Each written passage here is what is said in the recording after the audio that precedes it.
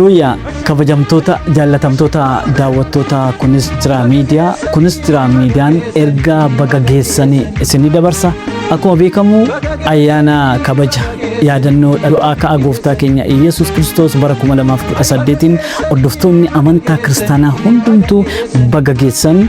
Baga Ittiin Isin Gahe. Ayyaanni kun ayyaana gaarii, ayyaana gammachuu, ayyaana jaalalaa, ayyaana tokkummaa isiniif akka ta'u hawwaa.